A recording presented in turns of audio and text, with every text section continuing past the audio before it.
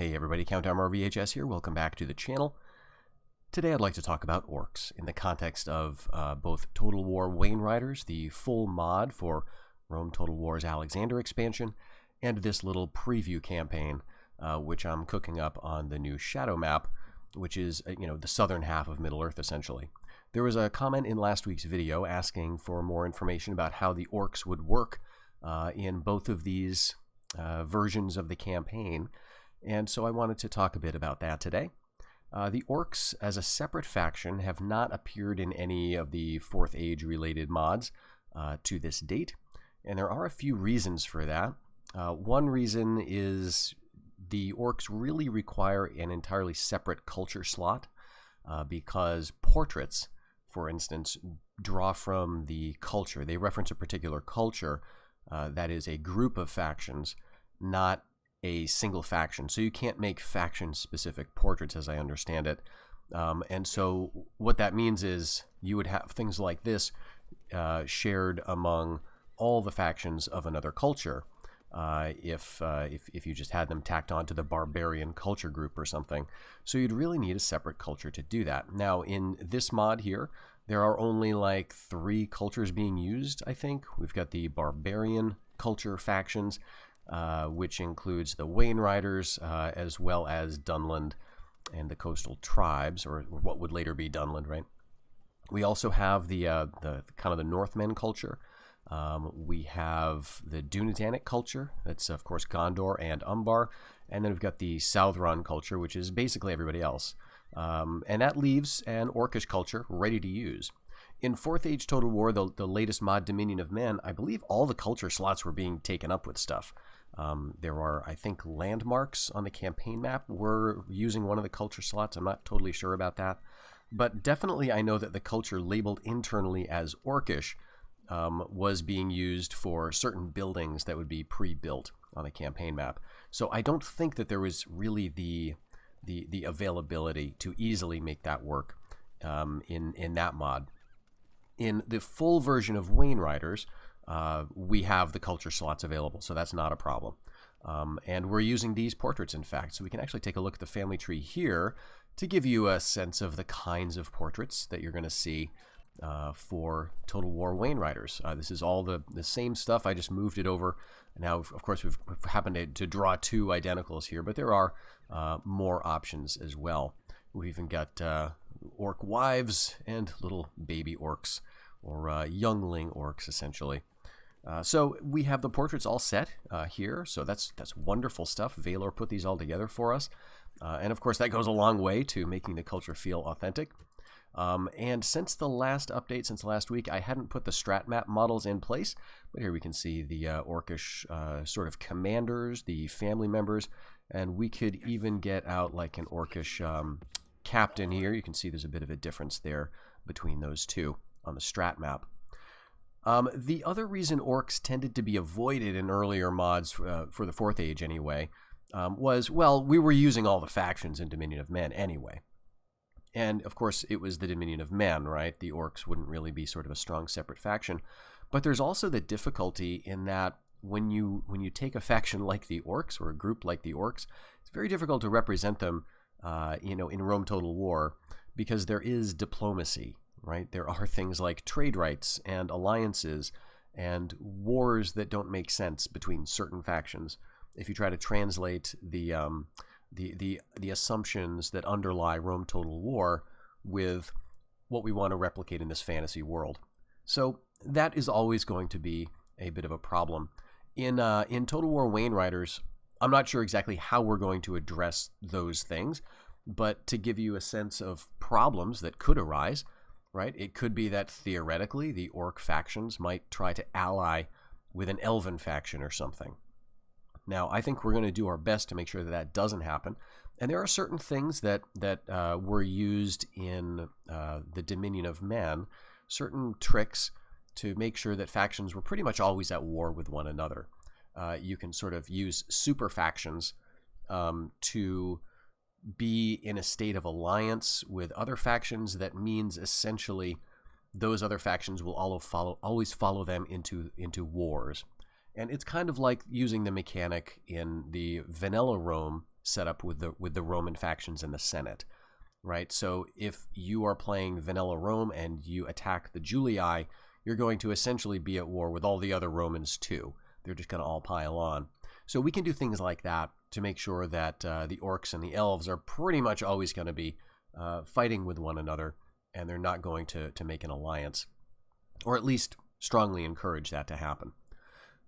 The other things we can try to do to avoid, certain things that we don't like is just a very brute force method is to, and not super effective in the long run, but maybe in the short run, is to disable emissaries or diplomats from the Orkish factions. So we'll definitely be doing that, or I will be doing that here. Orcs, I don't think, have any reason to engage in diplomacy in this little mod. And so I think it's a pretty easy decision for me just to remove that entirely. They're the only faction that will not get any diplomats or emissaries. I think also I'm going to be removing assassins from them. Just, it doesn't quite seem right to me to think of orcs as being that, I don't know, having that much forethought and independence of planning and so on. Definitely orc spies will be a thing.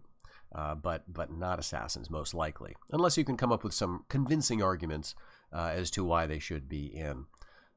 So anyway, what else do we have to think about with the orcs? I think that actually covers, sort of the main considerations. I can say that as they're represented in this preview campaign, they are very, very weak compared to how they are going to be in the full Wainriders map. Of course, in the full Wainriders campaign, as you may know, they will have a lot more provinces in the north. Of course, they are the orcs of the Misty Mountains. They will have a headquarters at Mount Gundabad. Pretty much, they will be up in that corner of the world where they've got some objectives to go into the Grey Mountains, to conquer dwarf holds in the Misty Mountains, and they'll probably want to go east toward, Erebor and the Iron Hills. So those will all be natural places for them to conquer. In this campaign, of course, it's cut quite a bit, right? We don't have any of the north, so there's no Moria faction, no dwarves up there to worry about. There's no Lonely Mountain to worry about, or Iron Hills. So what can the orcs do here? Well, that could be considered as, a rhetorical question and an argument potentially for leaving them out of this little preview mod, but I wanted people to play with the units.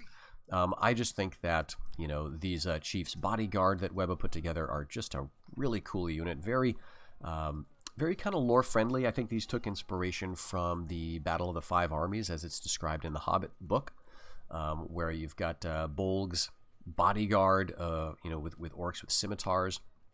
And we thought, having a bow would also be kind of cool because, you'd imagine they'd probably want to stay back for the most part. And shoot at people from afar rather than get directly involved in all of the battles. Having a primarily archer bodyguard unit is tricky potentially to balance because they can be easy prey for cav generals. But actually, something interesting about this mod, at least in the preview campaign, there's very few cavalry bodyguard units. So the Wainriders, of course, have chariot bodyguards. And those are actually going to have a bit of a tough time fighting infantry, right? As you just know how mechanically they work.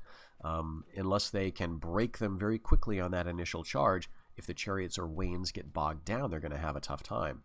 Let's see, who else? Gondor has an infantry bodyguard. They can also train a sort of Knights of Dol Amroth unit, although we're using a different name because Amroth wasn't quite around until like 1980, or that's where the name comes from, right? So it'll be like the Swan Knights of Belfalas, but that's going to be sort of a secondary general for them and not something that you'll see all the time.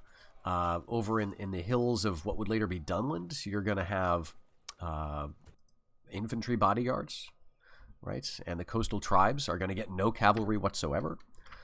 So the only cavalry, really honestly cavalry you're going to find for bodyguards is going to be in the south. So these three factions, pretty much. So it's actually not going to be such a liability to have an infantry bodyguard unit. And actually having that range is going to be kind of nice. So basically this is an excuse for the orcs to be in this little preview campaign so you can get a feel for them. Because one of the things I've long wanted is to play an Orkish faction. I actually mocked up an Orc faction in 4th Age Dominion of Men just for myself, using the Tharbad faction, turning them into Orcs, and just giving them, the Orcs that existed in that mod. And I didn't get very far with it. I didn't get to the point of being able to make it a really shareable thing, because I ran into trouble as we were using the Orkish culture slot for other things in that mod, and it just got a bit overwhelming. This was much simpler. And so how I'm going to set this up, we'll go over this in this video, and it is going to be simple, right? We're going to talk a bit about how the population is going to work here versus how it is more likely to work in the full Wainriders mod, and so I guess we can just get into it. Probably the easiest thing to do is just look at the building browser for this faction, and we can just, by kind of scrolling down through it, you can see that there's not a lot to it. One thing you may notice is the absence of any barracks or stables. So the Orcs are the only faction that cannot build those buildings. Every other faction can build a barracks, and every other faction except for the coastal tribes can build the stables line of buildings. But the Orcs can build neither. They're going to be using this entirely separate line, the Orc Pit. It's going to give you your Raiders and your Snaga Hunters. These are obviously the low-tier, smaller Orc fodder. You're going to, from there, get to your Orc Den, which is going to give you a lot more breadth in what you can recruit. The Orc Band is going to be a more substantial, defensive unit. The Orc Blades are going to be a more substantial aggressive unit, and then the Orc Hunters, more viable archers with a spear as their melee weapon.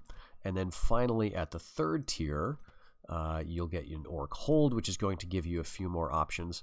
The Orc Champions, again, this is sort of an old favorite. I always loved this unit way back from the New Shadow, and Webba has made a few adjustments to the models as well as the textures, of course, for Wainriders, so they look really great. So armor piercing, war cry, so big attack, big defense.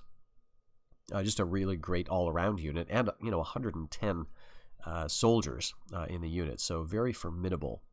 And then this is an entirely new unit that Webba designed, so Great Orc Spears. And this is actually one of my favorites. I know it's like on some level just a spear unit, but I think spear units could always use a bit of love. I don't know, like maybe, wasn't there like joking about, when Attila came out, just there were spears everywhere and they were like the absolute best thing, right? But I like to see spears given a bit more love in the mods that I play for the older games too. So it's really cool to see this. We hear about orcs in the Fellowship of the Ring and in the attack on Moria when the company's passing through, using spears, like a Great Orc Chieftain basically skewers Frodo against the wall, right? So I really like the idea of a strong, just a solid spear unit, and that's what these guys are going to provide. Very good defense, and good stamina and everything else. And then we also have an entirely new unit as well, Orc Taskmasters. These guys are going to operate like druids, pretty much. They will be able to sort of stand back, at the back of the line or one rank behind the front line and encourage them, shout orders and so forth, keep them in place. So that improves the morale of friendly units. I think it may also have a minor debuff on the morale of enemy units. I'm not 100% sure about that, but I think it might work that way. They themselves have good morale, or reasonable morale, classed here, and good stamina, and so they're going to be another defensive unit, smaller unit size, but a very solid one, and another kind of a cool, just a regular orc sword unit. Now, these are not the only orcs you can ever train. You will get some different options at different places, but the reason this building, this line of buildings, your orc dens, is available here in particular, is something that we can talk about. So what makes this available? How can you dictate where the orcs can appear? And to do that, we can go into the files here. Let's bring up the sort of the game files in the Wainriders data folder, or in the data folder of any of your Rome Total War mods. You can find this file, export desker buildings.txt, and this is abbreviated as EDB. And if you're familiar with modding, I apologize, but if I'm not explaining this to you guys in a video, I'll just be explaining it to my wife because I just like kind of talking about this stuff. So this is how it works. This is not like, super secret knowledge or anything, but here's the building for the orc pits, the orc dens, and the orc holds, or the warrior holds, that I've used for the Wainriders preview mod. And we can see here that the first level of the building is this. This is the orc pit. And it has two requirements for you to build it. The first is that you are the Lombardy faction, and that is what I've used for the Orkish faction in this mod. So you need to be that faction, only they can build it. And you also need to have in a province the hidden resource Orcs. And if you do not have this hidden resource, then you cannot build any of these buildings. If you do, you can build the building, and this section dictates what the building does. So in this case, you can see that there's some negatives to population health, but some positives to growth, construction time bonuses and cost bonuses and things like that. So basically, orcs provide a lot of cheap work and labor, but they're not so healthy to be around, right? But you're going to grow pretty well, I think, is how this works. We'll see in testing if this is going to manifest, but I think that's how the way it should work. And of course, this also gives you the 2 recruit lines for those 2 basic units that we mentioned. So the hidden resource orcs is itself dictated in the files as well. And to find that, we can go again to the data folder, but we need to go to another folder first, and that would be world, maps, campaign, and then the new shadow. I'm using that folder. And in the Desker regions file, we can find everything, not everything, but a lot of basic information about every province and settlement that appears on the map. Now, I should, give a big warning here before you go meddling about in these folders or files. I would definitely make copies of them, right? Because it's very easy to mess up, and sometimes you won't know why the game suddenly won't open for you. But regardless, this is how it works. So you're going to have at the beginning, and a lot of times at the top of these files, you can find a little bit of instructions as to what you're going to see. It's pretty intuitive most of the time.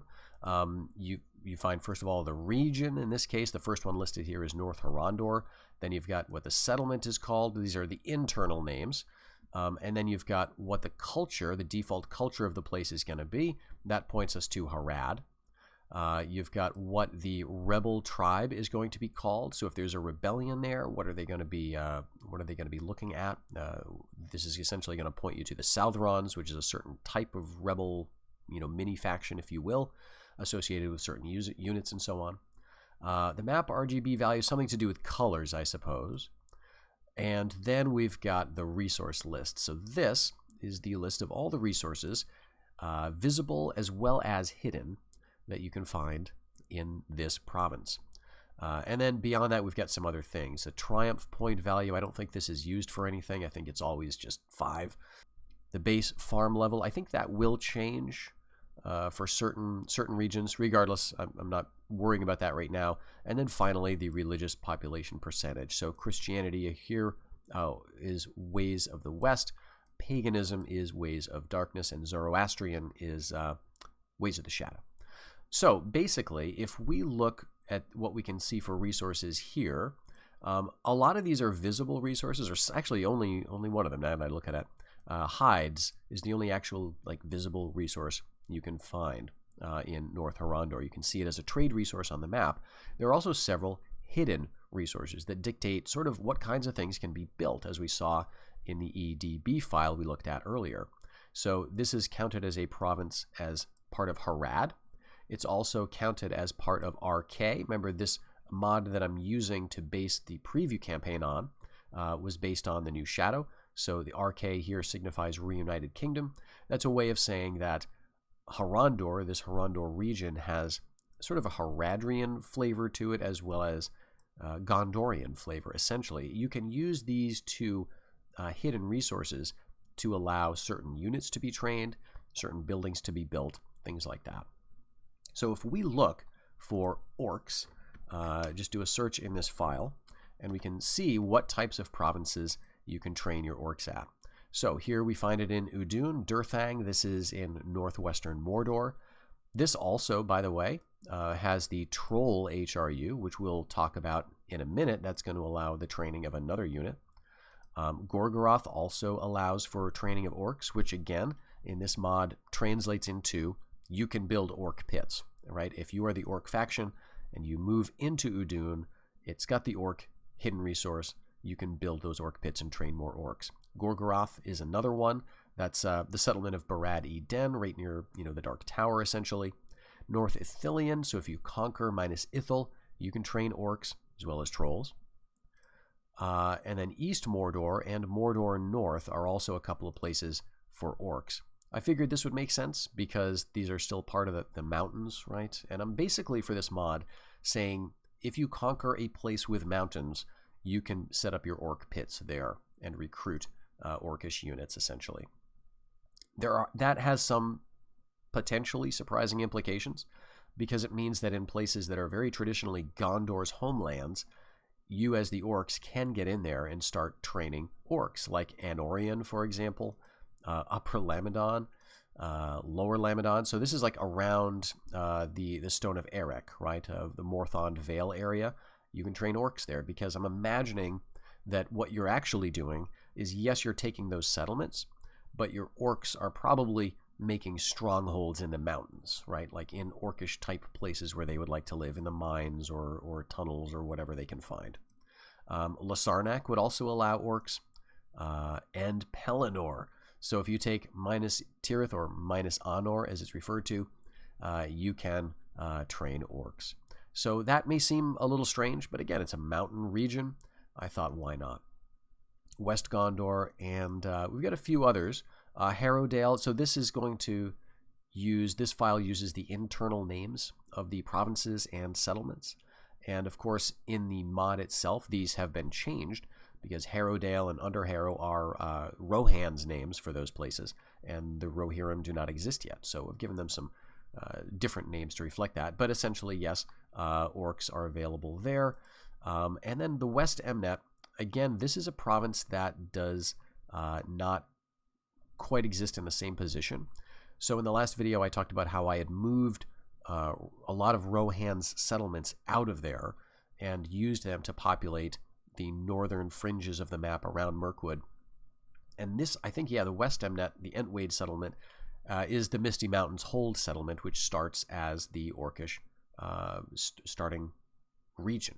So this is actually just, I moved it, and then I gave it a different sort of label, a different name for the province as well as the settlement, and I gave it orcs as a resource. Eastfold, same thing. This is actually the settlement that is in southern Mirkwood right now. And so what this means is you could go across the river and get into that province that's like south of where Dol Guldur would be, and I imagine that might be another place to train some orcs. Westfold, Helm's Deep. Again, this is renamed. This is Aglarond. So if you conquer into that, that's a nice place for you to train some orcs. That'll be well built up. And then in the western mountains of the Misty Mountains, so the Dunland and the lower Dunland regions that again I've renamed for the purposes of keeping it accurate. Eisenmarch, again, that's another orc place. Aglarond, and Arid Rune. So this is the settlement to the southwest of the Sea of Rune. This would be another orc province, and I think that's it. So if we can now go back to the map, we can sort of look at all those places just to give you a visual idea of where you could go, where you'd have to go to train orcs. So this would be one place, and then pretty much all of the settlements along the White Mountains, right? All of these, Kellanbel and Ethring would count, Calenhad, Arnak, and minus Anor. These three, and then we would go to Athrad Morn, that'd be another one. Amron Magor would be another one, although these are fairly out of reach because remember, this is not accessible anymore. So to get over here, you'd have to go through Rovanion pretty much. And then you could also get orcs at Nerig Zagil. So given that there were so few like Dwarven-style settlements on the map, I thought I didn't want to restrict you so much. I wanted you to be able to get orcs at places that they were historically known eventually to go and settle. So this is, in a way, lore accurate. I mean, in I think it's the 2880s or the 29th century anyway, This is after the war of the dwarves and the orcs lose and are kicked out of the Misty Mountains, essentially, and they flee across the Wold, and they actually settle in the White Mountains. And I think they're there for several decades, and they settle there so successfully in a way that it takes the Rohirrim quite some time to dislodge them. And after they think that they have eliminated all the orcs, a king of Rohan is actually killed just riding through the hills in an Orkish ambush. So the orcs did get down here. It would not be for another 1,000 years. We are starting in the Third Age, mid-19th century. But still, this is something that it seemed to me feasible that orcs would get down here and settle. Now, in order for the settlement to occur, all I'm going to require is that you get down here and you conquer it, and then you can build your orc pits.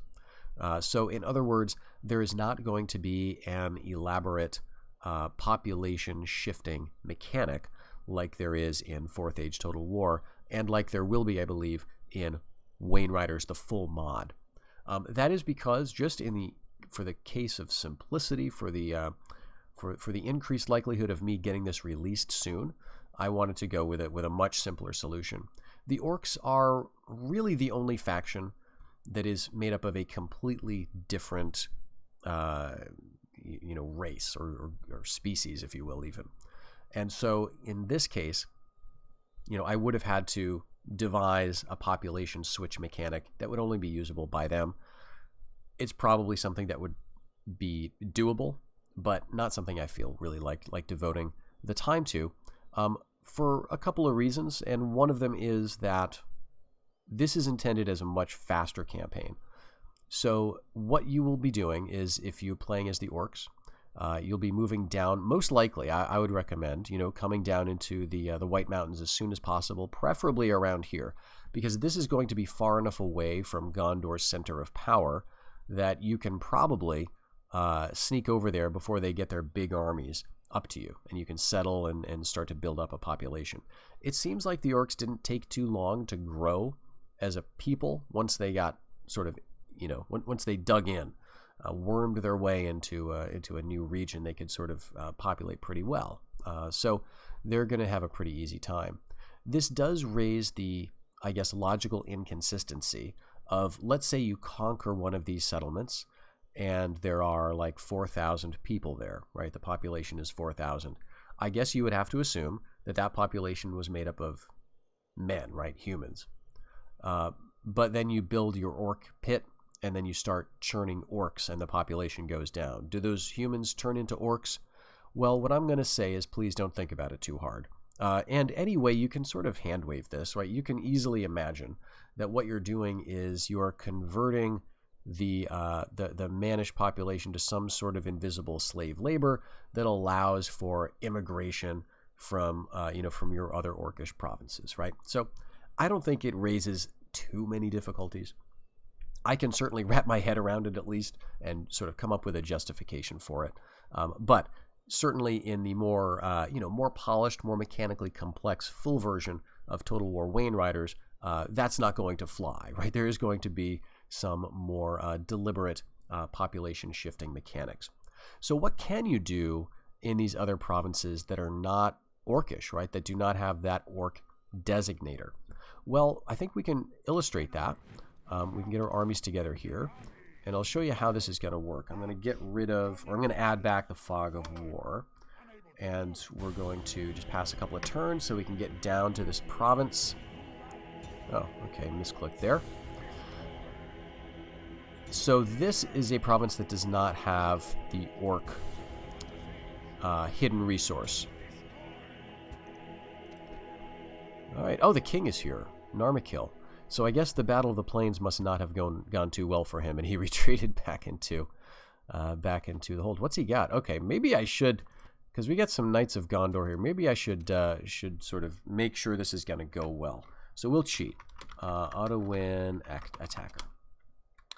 All right, there we go. Clear victory. I think we probably would have won that anyway. But let's just go ahead and occupy here for the sake of just getting it done. So the public order here, okay, so 70. That's actually not too bad. on normal taxes. We could lower that. We're going to get some growth. Population in Kalanarthon is going to be quite low initially. Probably the forces of Gondor were doing a bit of training here over these couple of turns. But regardless, so what can we build here? Let's take a look at the building browser in Talathost. You'll see that there are no orc recruitment buildings. So what can we do?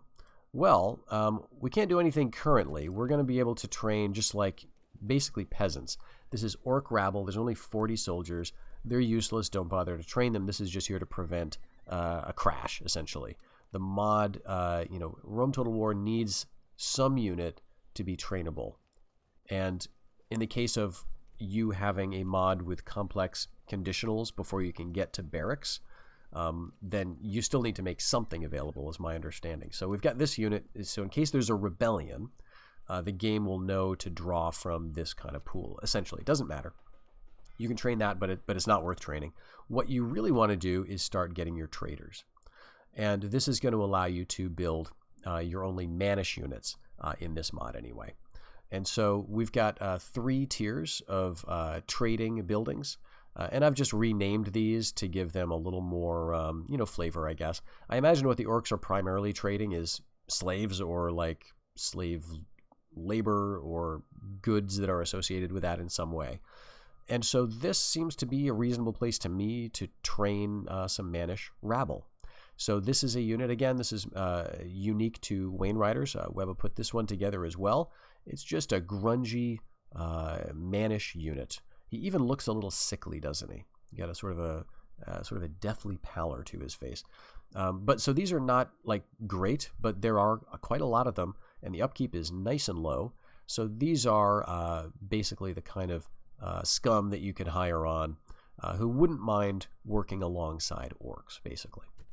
This is going to give you something to train in your human settlements that do not allow you to train anything else. At tier 2, really nothing. Still the same stuff. You're going to get more trade, of course. But tier 3 gives you some different options. This is where you can get your spy, and this is where you can get a more robust Manish unit in your slave drivers. So this is conceived as, I might rename this slave hunters or something. But these are essentially better armed, decent defense, as you can see, and longbows, and they've got swords as well. So these are guys who are a little more loyal, a little more competent, not so many of them, but more robust, Manish sort of allies of the orcs. So that's what you can train sort of at a basic level in your Manish settlements. Otherwise, everything else is the same. I could also mention that the orcs are the only faction in this preview campaign that only have the Sauronic religion option. Other factions get this option as a bonus, sort of something they can do in addition to being like Ways of Darkness. But the orcs, this is it.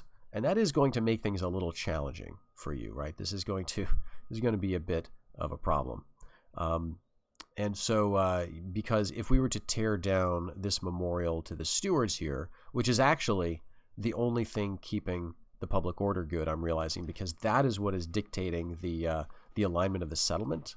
And because the settlement is so highly attuned to Men of the West, if we were to destroy this, like let's do it and just show you, it's going to be really untenable.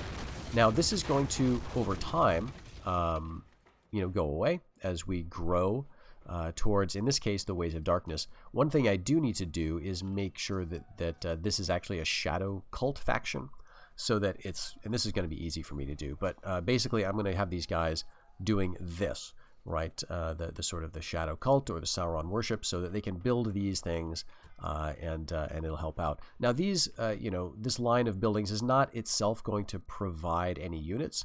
At the highest level, they're going to get a little law bonus, which is actually going to be very useful, and I might increase this for the orcs, because they otherwise are very low on law buildings. One of the things that you'll find in this mod is that barracks and stables provide law, just 5% each, and maybe it's a bit of overkill, but I kind of like it. I'm the kind of person who hates seeing like corruption and mismanagement on my settlement details scroll. And this is the way the new shadow was set up, to give those law bonuses to the military buildings. And so I'm thinking, yeah, I'll probably keep that.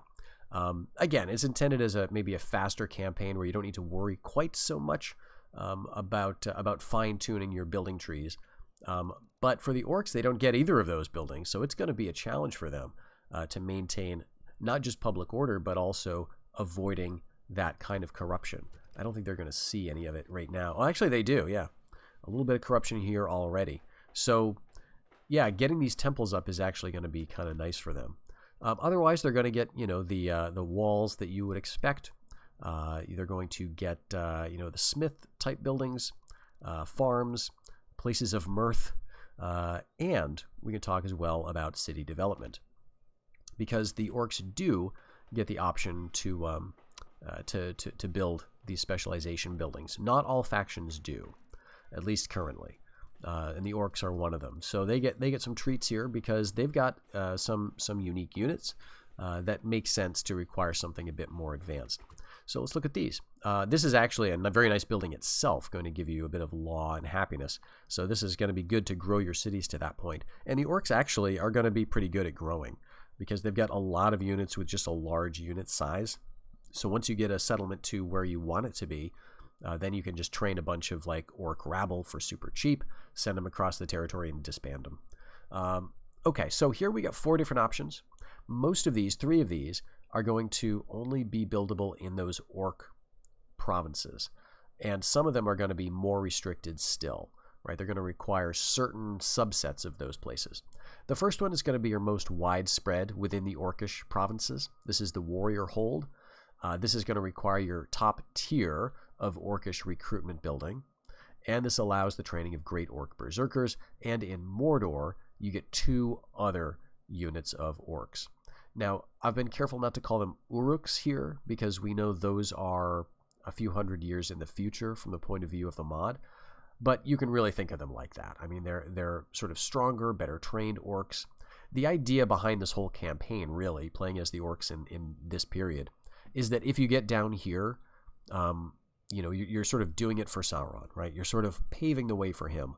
And that's, kind of the goal for the orcs at any rate. Not so much for the Wainriders. They just want to, take Gondor and get money. But for the orcs, and certainly from Sauron's perspective, that's what the Wainrider Wars were all about, right? Weakening Gondor, opening the way so we can get the real important guys, the Nazgul, down here, and really prepare for Sauron's return. And so you, as the Orkish faction, are thinking in your own small way, maybe you got a whiff of some of those plans, or maybe it just seems reasonable to you that if you can get down into these mountains and sort of get into Mordor, that Sauron would probably appreciate it, right? So that's what your ultimate goal is, and if you do it, you'll get a reward in the form of these 2 different units, one of which is going to be a large sword unit, and the other is going to be a sort of a halberd or a polearm unit. These are sort of variants of units that you have seen before in the 4th Age, the Uruk Swords and the Uruk Guard, I believe they're called there.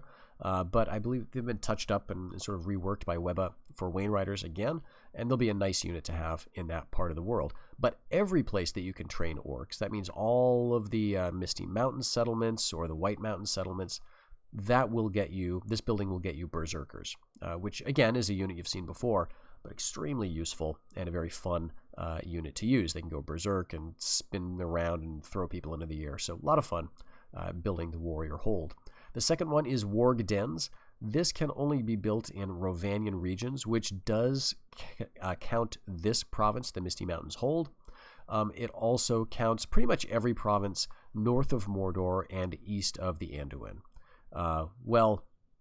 Up to about here, right, up to the Sea of Runes. So there's like about a half dozen, right, provinces where you can train your wargs, and this is one of them as well. So in the first place, you do have a choice here. Do you want to go for the warrior hold to get berserkers, or do you want to go for the warg dens to get warg riders and warg archers? And we start with a couple of these actually in your initial armies, so you can at least see what they're like, these warg units. But that's how they're going to work. The third option is troll caverns, and so basically you can train them here in what would later be Dunland, or you can train them down here in these 2 provinces. Let me take the Fog of War, put that back on. Whoops. There we go. Yes, Durthang and minus Ithil will get you your troll caves, essentially. So this is using, this unit will use the older version of the trolls that do not crash, right? So we're going to go with that model, at least for the preview campaign. There are some more advancements being made, I believe, or have been made already, perhaps, with regard to the orcs for the Wainriders mod, or sorry, with regard to the trolls for the Wainriders mod, so that those are not going to give you trouble. But for this mod, I'm going to go with the older one to kind of keep it with that older aesthetic, I guess. But yes, actually a pretty good move considering your initial starting point would be to get down here, get into, you know, this region of provinces, capture them, start building them up, and then get into here, right? Getting even just this place would allow you to get trolls eventually. So that would be actually a sort of a reasonable plan. So let's look at the last building for settlement specialization or diversification is going to be a thrall stockade. This is going to work very similar to the Wainrider version of this. It's going to improve law. It's going to improve trade. I believe there's also a construction cost bonus within the province, which is probably not going to be hugely helpful, honestly, because construction costs are pretty low in this campaign. Probably something like that would be more useful in the full Wainriders mod. But this is also going to allow you experienced Mannish slave hunters, so that tier 3 unit is going to be a bit better. This is also nice because, again, note that law bonus is going to be really helpful, and the trade bonus as well. The Orkish economy is going to be rough, I imagine. So you want to conquer quickly and just kind of keep that up, keep getting more territory. And so some of those places are going to be really useful. You can build that thrall stockade not only in Mannish provinces, so you could also build it, you know, here or really wherever, if you feel the need for increased law. But it is going to be challenging. You're going to have to deal with conversion, right, of the population because people hate you being there. So I figured, again, we don't have the complex population switch mechanics for this faction, but they are going to have a hard time. So it's going to be a challenge. I think that's about all there is to say about the orcs. Let me just double check that building browser again. Yeah, I think we pretty much covered it. Again, a very, very limited building experience, but lots of units, right? Lots of fun units to try out and get a feel for how the faction is going to be represented in Wainriders, where you'll have a lot more to play with, honestly. Like in the full map, you won't start this far south, I don't think at all, but you'll be fighting up north against the dwarves of Khazad-dûm. You'll be fighting against probably rebel dwarves or other rebel orcs in the Grey Mountains. You may want to move your way east to attack the Iron Hills and the League of the North up there. And then you may also turn on your ally Angmar, right? I mean, who knows? It's up to you. So that's the option in that full mod. In this version, in this preview version, it's going to be a, you know, Mordor or bust, get into the White Mountains and see if we can cause some havoc. Your victory conditions are going to be pretty reachable. 20 settlements here. You've got to get Aglarond. You've got to get minus Ithil. Basically, you got to get Mordor, and you got to get the sort of the Gap of Rohan area locked down, and then it's 20 settlements. So you'll have to establish, you know, quite a respectable little empire up in the north, most likely, because that's where all your advantages are going to come from. But it's sort of like a kind of collect them all sort of campaign, right? You want to get your orc berserkers, you want to get the trolls, you want to get the wargs, and you want to have a couple of token Mannish provinces where you can get some. You know, some rabble, some slave hunters, and so on, and further your conquest that way. So I hope you enjoyed this look at the Orkish faction in the Wainriders preview campaign, and a bit of discussion about how that faction is going to work potentially in the full version of Wainriders, which is to come. So let me know if you'd like to see any other faction discussions, whether how they're represented here or in Wainriders itself, and I'll see you in the next one. Take care until then.